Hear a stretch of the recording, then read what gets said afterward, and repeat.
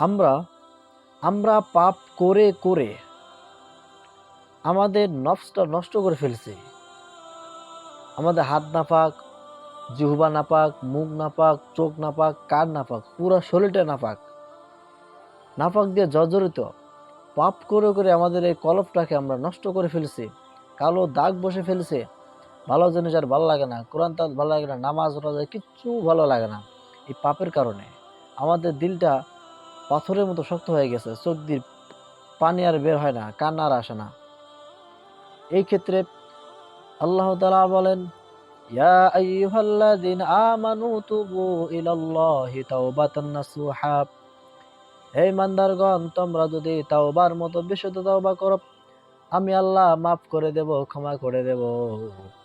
আল্লাহ তো আর রহমান, আল্লাহ দয়াবান, আল্লাহ মেহেরবান।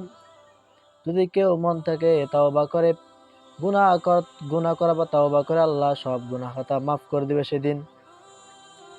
আল্লাহ রাসূল সাল্লাল্লাহু আলাইহি সাল্লাম বলেন, ওই পাপী আল্লাহর কাছে সবচেয়ে ভালো, যে পাপী পাপ করার পর আবার তাওবা করে, আল্লাহর কাছে মাফ চায়, ক্ষমা চায়, আল্লাহ ক্ষমা করেন। ওই পাপী সবচেয়ে ভালো যে পাপ করার পর তাওবা করে, মাফ চায়। বিশ্বনবী বলেন, আপনার পাপ যদি হয় খালের সমান, আল্লাহর দয়া হলো বিলের সমান। আর আপনার পাপ যদি হয় বিলের সমান, আল্লাহর দয়া হলো সাগরের সমান। আর আপনার পাপ যদি হয় সাগরের সমান, আল্লাহর দয়া হলো পাহাড় সমান। আপনার পাপ যদি হয় পাহাড় সমান, আল্লাহর দয়া হলো আসমান সমান। কোন সুবহানাল্লাহ। আল্লাহর দয়ার কোনো শেষ নাই। কেউ যদি মন থেকে একবার তাওবা করে, গুনাহ করার পর, পাপ কাজ করার পর একবার মন থেকে তাওবা করে, আল্লাহ তাআলা সেদিন আপনার গুনাহটা মাফ করে দিবেন, নিষ্পাপ হিসেবে কবুল করে নেবেন। সুবহানাল্লাহ।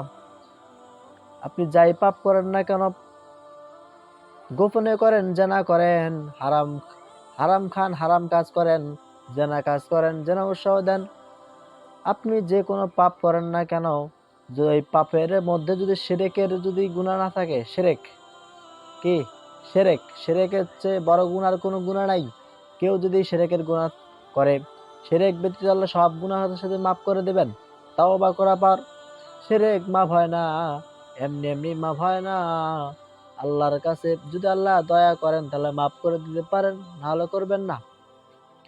আপনি অনেক গুনাহ হয়ে গেছে, যদি আপনার চোখের পানি ছেড়ে তাহাজ্জুদে নামাজ পড়ে পানি ছেড়ে যদি আল্লাহর কাছে বলতে পারেন, আল্লাহ আমি অনেক গুনাহ করেছি, মাফ করে দেন, এইভাবে কেউ যদি তাওবা করে, আল্লাহ অবশ্যই অবশ্যই মাফ করে দিবেন। তবে তাওবা করার আগে কিছু সত্য আছে। কি আছে সত্য? 1 নাম্বার সত্য হচ্ছে, আপনাকে স্বীকৃতি দিতে হবে, আল্লাহ আমি আর পাপ কাজ করব না। 2 নাম্বার, আপনাকে বলতে হবে আমি যে পাপ কাজ করছি ওটা ঘৃণা করলাম। 3 নাম্বার, আপনাকে বলতে হবে আল্লাহ আমি সামনে অতীতে আমি কোনো পাপ করব না, আমাকে মাফ করে দেন।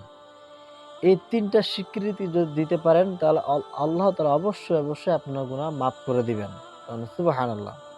আপনার খেয়াল রাখতে হবে, মাথায় অবশ্যই রাখতে হবে, যদি আপনি আল্লাহর কাছে মাপ যদি চান, তার আগে যদি আপনি স্বীকৃতি না দেন, ফিরে না আসেন, যদি ওগুলো চিন্তা বাদ না দেন, তাহলে অবশ্যই অবশ্যই আপনার আল্লাহ তাআলা আপনাকে মাফ করে দিবেন না। তখন মাফ করে দিবেন যখন আপনি 3টা শর্ত আপনি মানবেন।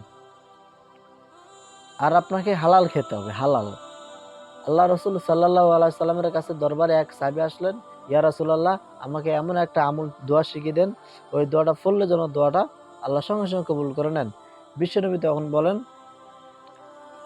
তুমি মুখ দিয়ে যা খাবা, পেটের মধ্যে যেটা যাবে সেটা যেন হালাল হয়। কি হয়?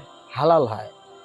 এই জন্য আপনি যা খাবেন হালাল খাবেন, অবশ্যই হালালে বরকত, অবশ্যই আল্লাহ তাআলা আপনার দোয়া কবুল করবেন নিঃসন্দেহে, কোনো সন্দেহ নাই।